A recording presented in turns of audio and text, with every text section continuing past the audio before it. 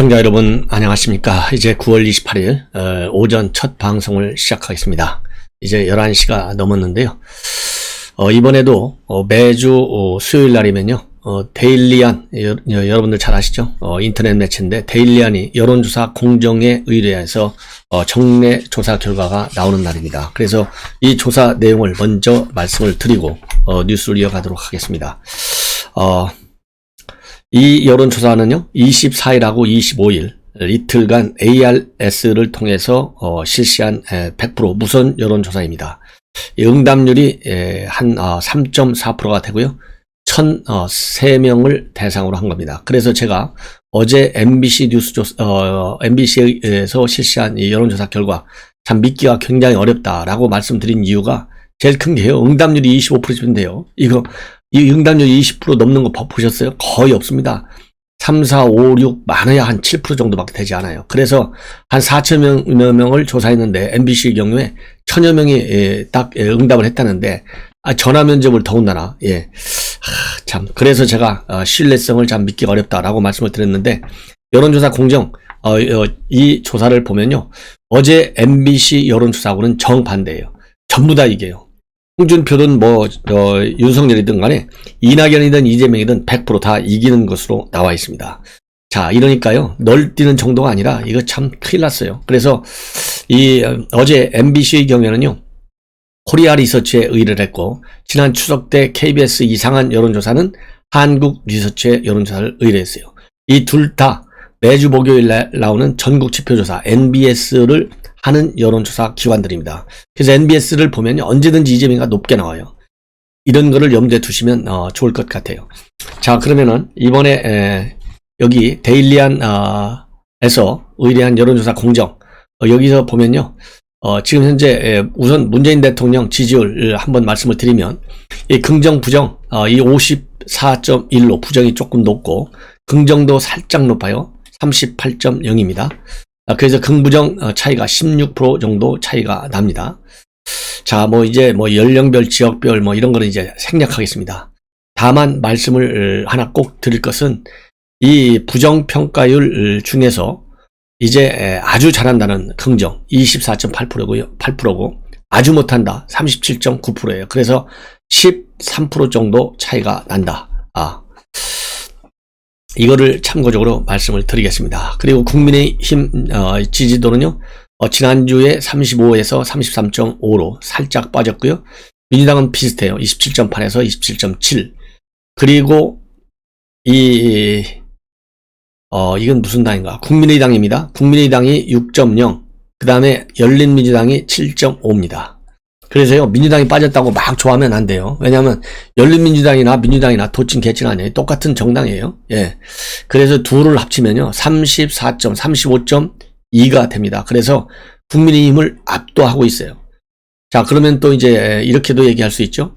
국민의힘하고 그럼 국민의당 합치면 좋지 않느냐? 그러면 39.5가 돼요. 40% 육박해. 그렇게 될 경우에는 흔히 얘기해서 요즘은 이제 국민의당은 중도 정도 가 있는데, 중도와 보수를 합치면 40%, 그리고 진보층을 합치면 이거는 35% 정도, 이렇게 해서 그래도 이 중도 보수 쪽이 조금 높다, 이렇게 판단할 수 있을 것 같습니다. 자, 그래서요, 이러한 여론조사 결과와 관련해서 서요한 대표는 뭐라고 평가하고 있느냐? 20대 30대에서는 국민의힘이, 40대에서는 민주당이 우세하다. 40대의 민주당 지지선이 3주 전 40대 40%대 붕괴 이후에 이번 조사에서 36.3%로 가장 낮은 지지를 보고 있다. 40대가 붕괴하기 시작하는 거예요. 국민의힘에 보내는 지지 역시 계속 상승 추세를 이어가고 있다. 이 40대요, 빨리 정신 바짝 차려야 될 것 같아요. 그래서 우리 시청자 여러분들 40대 잘 설득해야 될 것 같습니다. 이 나라를 망가뜨리고 있는 문재인 정권 제대로 우리가 알아야 될 것 아니겠습니까? 자, 이제는요, 이제 후보별 다자 구도, 그 다음에 양자 구도, 대결 구도 말씀을 드리겠는데, 이 다자 구도에서 그러니까 여야를 전부 다 올려놓고 이 지지율을 조사하면요, 윤석열 총장이 1등입니다.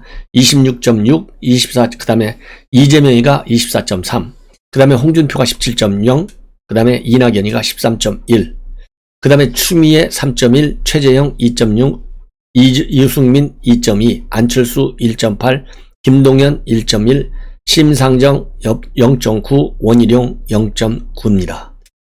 그래서 이 추이를 살짝 보면요. 윤석열 총장의 경우에는 지난주에 28.1에서 26.6으로 살짝 빠졌어요. 이재명은 횡보입니다. 똑같아요. 그 다음에 홍준표가 급 상승하고 있어요. 14.3에서 17.0으로. 그리고 이낙연은 빠지고 있어요. 14.7에서 13.1로 빠지고 있다. 네. 그 다음에요. 이제는 민주당 대선 후보의 적합도를 봅니다. 여기서 이재명이 1등입니다. 30.8, 이낙연이 27.4, 그 다음에는 추미애 6.9, 박용진 4.0, 그 다음에 김두관이 뭐 아웃인데 나왔네요. 2.7. 자, 이걸 보면요. 우선 이재명과 이낙연만 보면 이재명이는 지난주에 31.8에서 30.8로 줄었고 이낙연은 25.6에서 27.4로 1.8%가 늘어났어요. 자, 그래서요, 이 서효한 대표는 뭐라고 이걸 해석하고 있느냐? 민주당 적합도 조사에서는 없다는 응답과 잘 모르겠다는 응답이 국민의힘 대선 적합도에 비해서 월등하게 높게 나타나는 것이 주목할 만한 대목이다. 국민의힘 지지층은 민주당 후보에 대해서 없음, 잘 모른 평가가 많은 반면에 상대적으로 민주당 지지층은 국민의힘 후보들에 대하여 적극적으로 참여하기 때문이다. 이거는 이제 역선택을 노리는 거라고 저는 봅니다. 이 대목에서. 그리고 지역별로 보면요. 이재명 후보는 본인의 연고지인 경기 인천을 비롯해서 서울, 대전, 세종, 충남북, 그 다음에 대구, 경북, 강원도, 제주에서 이낙연을 앞서고 있어요. 그렇지만은 민주당 지역 기반인 호남하고요. 그 다음에 이번 주 지역의 경선이 진행되고는 부울경 지역에서는 이낙연 후보에게 다소 밀리는 것으로 나타나고 있다고 합니다. 그 다음에 연령별로 보면요. 이재명 후보는 40대와 50대에서 그리고 이낙연 후보는 20대와 30대에서 우위입니다. 그리고 60세 이상에서는 백중지세입니다. 자, 그리고요. 민주당 지지층 내에서를 보면 이재명이가 57.7, 이낙연은 30.9. 민주당 지지층들도 이재명을 좋아해요.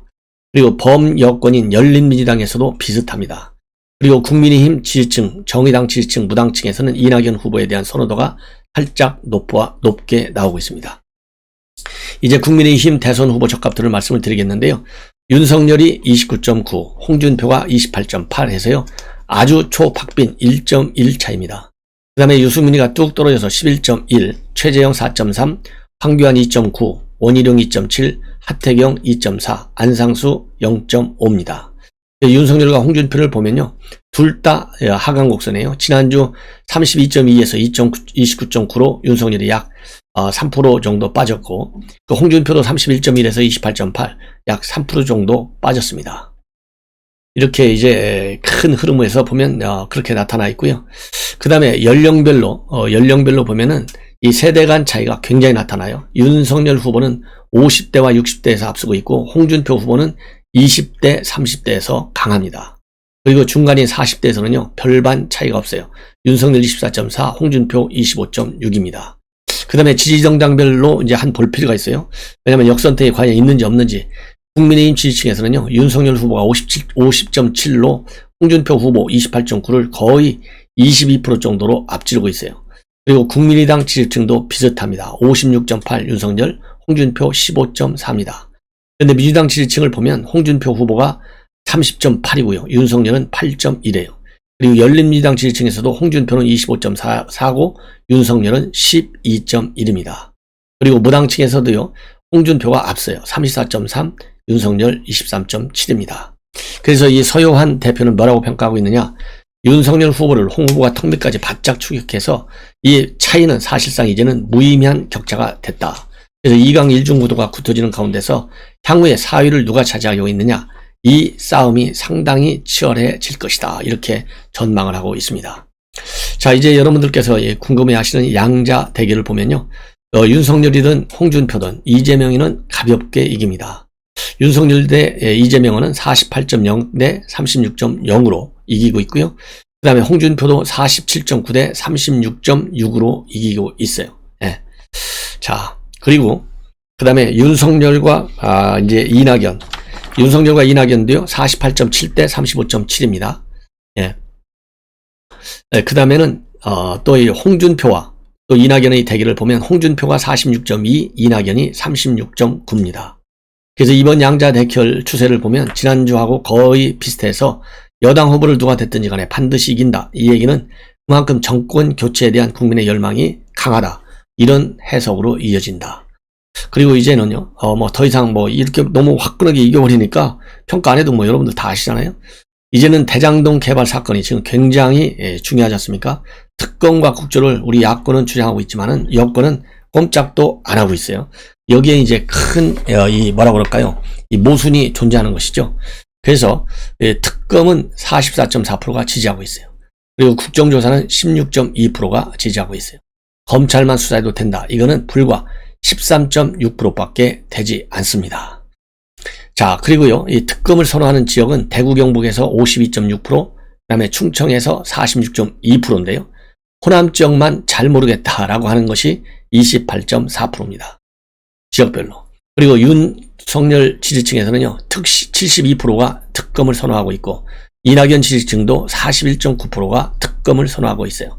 다만 이재명 지지층 29.9%는 잘 모르겠다예요. 자, 호남에서 잘 모르겠다가 28.4, 이재명 지지층이 잘 모르겠다 29.9. 이게 핵심 진보 세력이다. 그래서 이 진보 세력이 30%, 그 다음에 보수 세력이 30%, 중도층이 40% 넘어갔다. 이렇게 더 넓어졌다. 이런 여론조사가 최근에 나오는데 이걸 대입하면 거의 비슷할 것이다. 아니, 상식적으로 생각해봐요. 아니, 죄가 하나도 없는데 죄가 없는데 특검을 오히려 더 받아야 되는 거 아니에요? 죄가 없으니까 얼마나 당당합니까? 특검 받겠다 이렇게 나와야죠. 그래서 특검을 했는데 죄가 없는 게 나타났다. 그러면 얼마나 자랑스럽고 그야말로 승승장구를 하는 것이죠.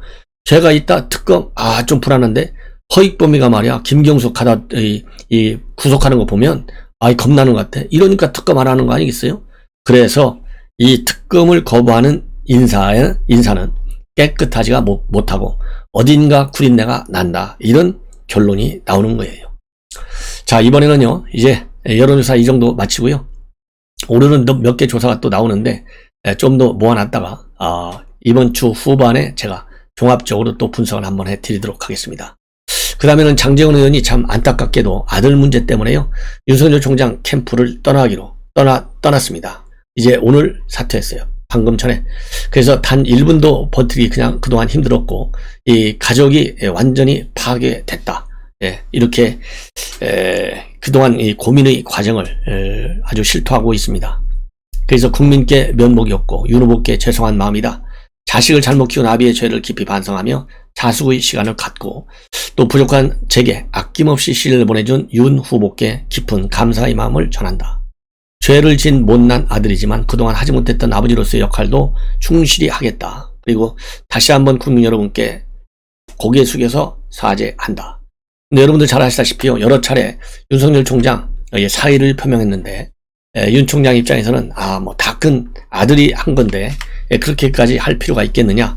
그래서 사의를 반려했다라고 지금까지 이제 알려지고 있어요. 근데 결국은 여론의 압박, 더군다나 최근에 지금 이제 곽상도 의원의 아들이 아주 큰 50억을 받는 바람에 난리가 난 거 아니겠어요? 그래서 젊은 층이 분노하고 있다. 이러다 보니까 장 의원도 그 역풍을 맞은 것이 아니냐 하는 생각이 들어요. 물론 이제 캠프 내부에서도 이거 이제 관둬야 되는 거 아니냐 이런 얘기들이 물론 있었지만은 그럼에도 불구하고 윤 총장은 그냥 일을 같이 하자 이렇게 됐는데 결국은 사퇴를 했습니다. 그래서 지금 언론 보도를 보면요, 이번에 이제 경찰에서 장제원 아들 소환이 임박해 있다고 합니다. 그래서 소환 임박했기 때문에 결국은 이것을 피하기 위해서 사퇴를 한 것이 아니냐 이런 보도도 나오고 있는데요. 저는 꼭 소환 임박했기 때문에 사퇴한다 이거보다는 이 장제원 의원의 오늘 입장문을 그대로 그야말로 이해해 주는 것이 낫지 않을까 하는 생각이 들어요. 자, 이제는요, 그러면서 백의 종군하면서 윤석열 총장을 돕겠다라는 입장을 밝혔습니다. 자, 이제는요, 이 조성은이 얘기를 조금 더 하겠습니다. 조성은이 계속해서 그동안 뉴스가 좀 없어서 저도 참 편하다 이런 생각을 했는데 결국 뉴스가 또 나오네요. 어제도 제가 이 조성은이 관련 뉴스를 해드렸는데 어제는 무슨 얘기를 했습니까? 그동안에 마세라티 차를 리스해준 회사, 이 IT 업체 벤처 회사잖아요. 아주 좀 하는 벤처 회사에서 나라 돈 200억 원을 유치해 줄 테니 성과급 7%를 달라. 그러면서 마세라티까지 지원을 받은 이런 계약서를 중앙일보가 단독으로 보도했어요. 자, 그런데 이거하고 비슷한 이 뉴스를 또 중앙일보가 단독으로 보도하고 있습니다. 이 얘기는요, 조선 관련은 아무래도 이 중앙일보에 제보가 많이 나오는 것 같아요.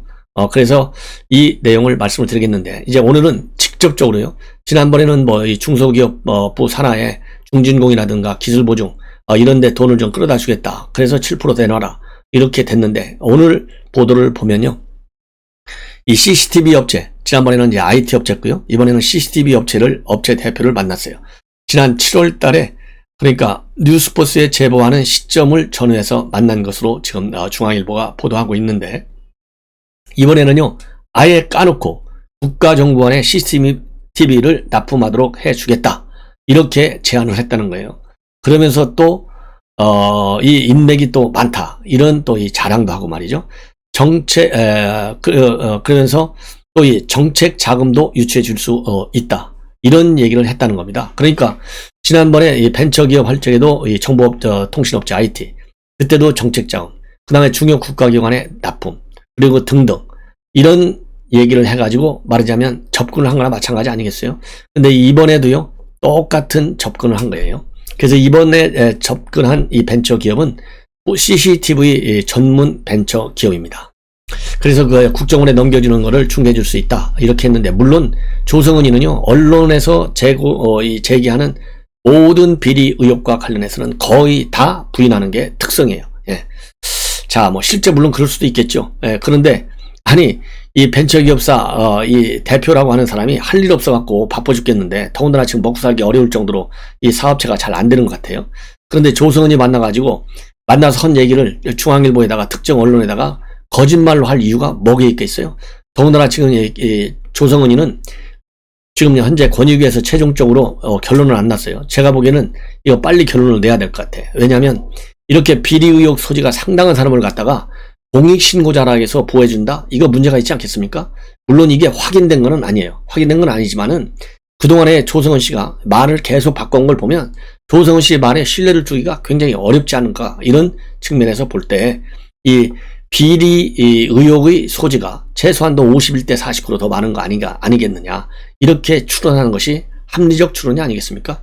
그래서 이 중앙일보에 오늘 보도된 내용을 보면요, 이 벤처기업사 대표 언제 만났느냐, 지난 7월 달에 말이죠, 서울 중구에 있는 서울스퀘어, 서울스퀘어 여러분들 아시는 분들 아실 거예요. 1층 한 카페에서 이 B사, 이번에는 이제 B사예요. 이 CCTV 회사 대표를, 김모 씨인데, 이 사람을 1시간 30분 정도 만났다고 합니다. 그런데 서울스퀘어 빌딩 4층에 이 조성은 씨 사무실이 위치해져 있다. 이렇게 중앙일보가 보도하고 있어요. 그래서 둘이서 한 얘기가, 한 사람은 이런 자기가 일을 해주겠다, 국정 같은데 CCTV 납품해주겠다, 이렇게 얘기를 했다고 그러고, 조성은 씨는 강력히 부인하고 있어요. 그러면 먼저 이 업체, CCTV 업체 대표는 뭐라고 얘기하고 있느냐, 평소 알고 지내던 한 에이전트로부터 영업에 도움을 주겠다는 제안을 받고 조 씨를 만났고, 조 씨를 만나서 먼저 납품할 지방자치단체를 소개해달라고 부탁을 했다고 합니다. 그러니까 이러한 얘기를 들은 조 씨는 그 자리에서 바로 내가 국회와 정부 쪽 인사들과 인맥을 굉장히 좋다, 이러면서요, 도와줄 수 있다라고 밝혔다는 거예요. 그러면서 국회 이 산업통상 이 벤처기업위원회에서도 위원회에 있는 국회의원도 알고 있고 중기벤처부 쪽 사람도 아는데, 그러니까 국회와 행정부를 다 잘한다는 것이죠. 자금이 필요하면 알선해 줄 수 있다, 이런 얘기도 하고요. 무선 TV를 국정원 같은 데 설치하면 좋겠는데 알아봐 줄 수 있겠다, 이런 얘기까지 했다고 합니다. 그러니까 당연히 그럼 도와달라, 이렇게 얘기했을 거 아니에요. 그런데 그 이후로 연락을 안 했다고 합니다. 왜냐면은 이 에이전트가 이 소개해준 에이전트는 뭐라고 얘기했냐면, 이 김씨 사장한테 조 씨는 실제 여기저기 아는 사람이 많고 아버지가 검사 출신 변호사라서 이 당신 CCTV 회사한테 좋은 기회를 줄 수도 있다, 이렇게 강조했다고 합니다. 그래서요, 일단은 이 CCTV 회사 대표가 조성은 씨한테 제품 소개 자료까지는 보내줬는데 그 이후로 끊겼다고 그래요. 우연히 말이죠, 인터넷 매체 뉴스포스 측에서 고발 사주 의혹을 제보하던 시기하고 겹친다는 겁니다. 그래서 이 회사에서는 조 씨가 너무 어린데다가 말에 신뢰감이 들지 않아서 더 이상 만나지 않았다, 이렇게 얘기를 하고 있고, 그리고 이거와 관련해서 이제 조성은 씨는 이 CCTV 회사가 국방부를 뚫어달라고 이렇게 이상한 소리를 자꾸 해서 거절했고, 거절했다라고 얘기를 하고 있어요. 그러면서 국회와 중기벤처부에 아는 사람이 많다고 한 적도 없고, 국정원 얘기도 꺼낸 적이 없다. 그러면서 많은 사람이 몰리는 카페에서 그런 얘기를 하면 정신병자 소리를 듣는 게 당연하지 않냐. 허위 사실을 퍼뜨린 사람은 강력히 법적 조치를 취하겠다. 뭐든지 지금 조성은 씨는요, 법적 조치 취한다는 게 아주 입에 달려 있어요. 그러면 이 회사는 어느 정도 되는 회사냐? 굉장히 작은 회사예요. 연 매출이 10억도 안 되는 중소벤처기업입니다. 2020년 말 자산이 11억 8,200만원, 자본이 3억 6,900만원이고요. 부채가 8억 1,400만원에 불과해요. 2020년도 매출이 7억 3,700만원, 영업이익은 8,700만원에 불과합니다. 그리고 2020년 9월 현재 종업원 수는요, 딱 3명이에요. 그렇기 때문에 이 회사에서는 이 박지원 원장과 친분이 있는 것으로 알려진 이 조 씨를 만나서 정책 자금도 유치하고 또 국정원 납부까지 해준다고 그러니까 얼마나 귀에 솔깃했겠습니까? 자, 그래서요, 이 나쁘게 얘기하면 조성은이 이 대표 말만 듣는다면 사기 행각이 IT 벤처기업 또 A사, 이번에 이제 B사까지 이어지고 있고요. 제가 보기에는 중앙일보에 또 다른 제보가 또 들어가지 않을까 하는 생각도 들어요. 그래서 이 신뢰성 정도가 아니고 이런 비리 의혹, 왜냐면요, 법조계에서는 이렇게 공무원한테 이런 거를 도와주겠다라고 하면서 접근을 한다, 얘기를 한다. 그러니까 공무원에게 청탁한 대가를 받는 식의 계약은 알선수재죄 또는 변호사법 위반에 해당될 소지가 있다. 이것이 법조계의 해석입니다. 따라서 이거는 이제 법의 심판을 받아야 되지 않는가 하는 생각이 들어요. 이상으로 오늘 아침 첫 뉴스를 마치겠습니다. 시청자 여러분들의 많은 시청 당부드립니다. 감사합니다.